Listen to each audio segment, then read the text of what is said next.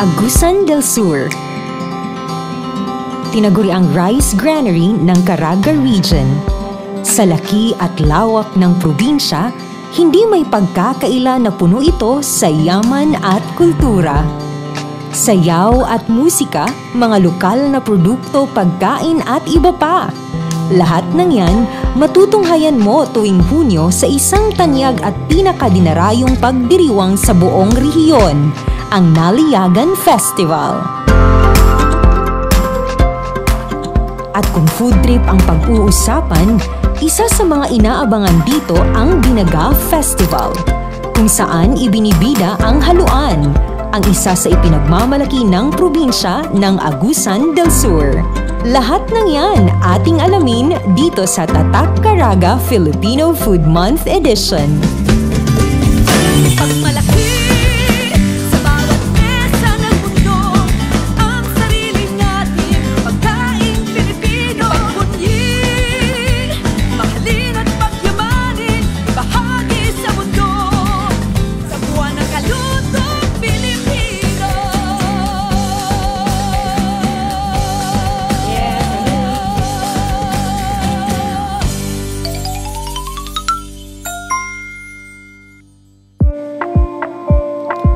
Kilala ang Agusan Marsh Wildlife Sanctuary bilang isa sa pinakamalawak na wetland ecosystem sa buong bansa. Tahanan ito ng mga natatanging likas na yaman kagaya na lamang ng haluan. Dito nga sa munisipyo ng Bunawan, isa ka rin ba sa mga napapahinto at napapabili ng haluan? Fresh o daing man, ito ang isa sa mga ipinagmamalaki ng Bunawan.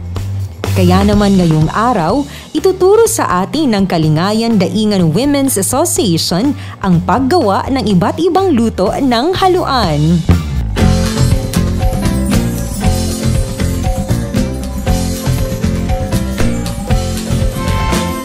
Hello mga kaagri, naata karon sa Bunawan, Agusan del Sur, aron masayran ug matilawan ang gipasigarbo nila nga haluan. Ug kauban nato karon, walay lain na karon si Nanay Ipay para tuluan ta ug atong sayron unsa gyud ang mga haluan-based dishes dinhi sa Bunawan. Nay, aha man pod makuha ang kaning mga haluan nga gipasigarbo sa Bunawan. Okay, salamat ta sa kinaiyahan nga among giampingan, usap pod na nakaambag sa among kuhaanan og source sama anang Agusan Mars. Diha gid namo gikuha ang haluan. Nay, ang haluan kanang pwede ba ni siya gina-culture ba ni ninyo pod or diha lang gyud ba ninyo makita sa Agusan Mars? Dunay trial sa unang gihimo sa taga-DA, gi-culture nila gamit ang net. Mawala man jud ma'am, dili man mo pustro kay mulayas man siya. So, mao ni nga nature gid ang among haluan gikan sa lake. Karon kaagri atong sayron ang mga ingredients para sa paghimo og haluan nga binaga og haluan nga ginataan. Para sa atong binaga nga haluan, ang atong ingredients ani isda ra gyud ug asin. Pagkatapos, mag-andam ta og uling aron ato ipasigap.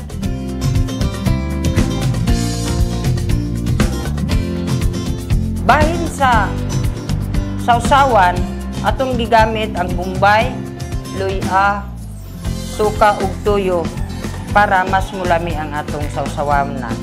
Mas mulami gyud ay ang binaganay nga naay sausawan. So ana gyud siya. Dapat mag-pair gyud na siya. Oh, pares gina sila din. Ilahi gina sila og kuan tanganan. Para sa atong ginataan nga haluan, unang-una isda nahimlo na mao na ni siya. Ikaduha, iandam na to ang lubi, ug ang lamas nga luya at sa bumbay. Okay mga kaagri, so murag andam na atong mga ingredients. So ready na ba mo? Magluto na ta! Okay na, baga na ang atong gihaling, mauna ni ang time nga atong ibutang ang atong binaga nga haluan.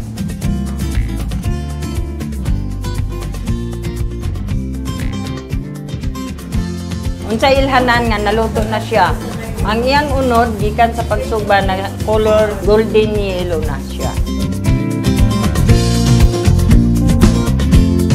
O alang sa atong ginataan nga haluan, unang-una atong hingluan ang isda para dili siya langsa, kuhaan siya sili, kuhaan og mga hasang, tinai.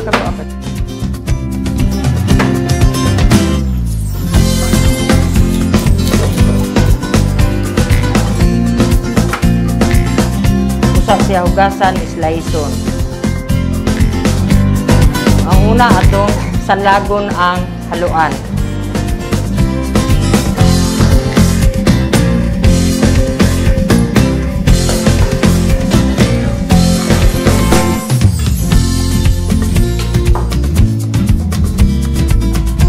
Ang sunod na itong buhaton, humana na hubas na ang isda, atong ibutang ang lamas tanan, isagol diha sa bowl.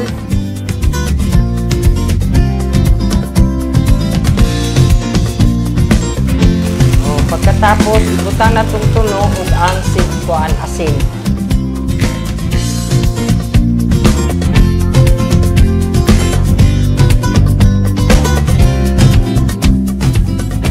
Okay, after 30 minutes, mailhan na to nga mubigay na ang bukog diha sa iyang unod.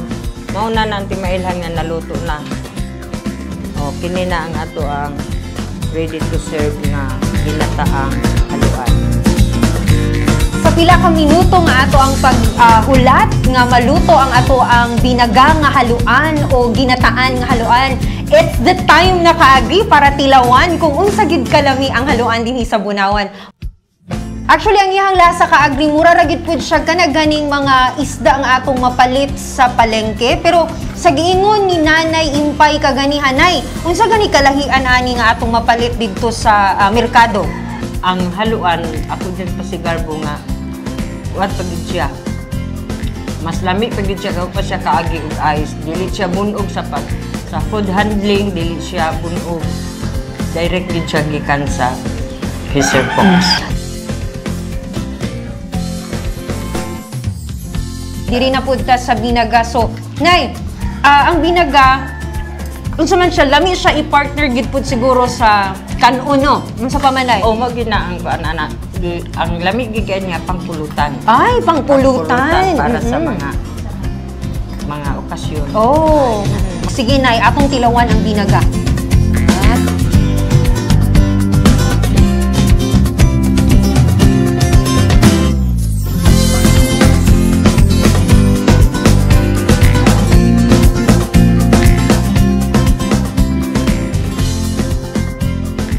Actually, lami siya kaagri, dili nimo siya masayran nga haluan kay mura ra pud siya pareha sa uban gyud nga isda. Nya nawala ang ako ang kanang giingon nila ba nga langsa, di man din siya langsa. So the best gyud ay kaayo ang haluan dinhi sa Bunawan ug Sandals. Kung kayo naman ay busog na sa mga nakakatakam na ulam, perfect na isunod ang haluan ice cream. Dito sa Agusan del Sur State College of Agriculture and Technology, katuwang ang DOST Caraga, kasalukuyang pinapag-aralan ang pagproseso ng haluan ice cream. Sa katunayan, natikman ng team kung gaano ito kasarap. Alam niyo ba mga kaagri, upang mas matulungan pa ang mga mangingisda, kababaihan at iba pang micro and small enterprises ng probinsya, mayroong programa ang Provincial Local Government Unit ng Agusan del Sur upang sila ay matulungan. Tinguha sa atong department nga makatabang sa atong micro and small enterprises sa province. Ug diha namugna ang Livelihood Enhancement and Assistance Program sa probinsya. Kini usa ka financial assistance dito sa atong mga micro enterprises para maka-access og pundo sa atong probinsya. Sa probinsya pod nga level, una na to nga gikuan kato atong assistance, financial assistance para sa mga micro-enterprise, product development, no? Nadiha ang labeling, packaging, and other business development nga mga activities. O diba? San ka pa? Mapaulam o panghimagas man, walang tatalo sa haluan ng Bunawan. Sa buwan ng kalutong Pilipino, tunay na maipagmamalaki ang pagpreserba ng mga pagkaing sumasalamin sa tradisyon at kultura.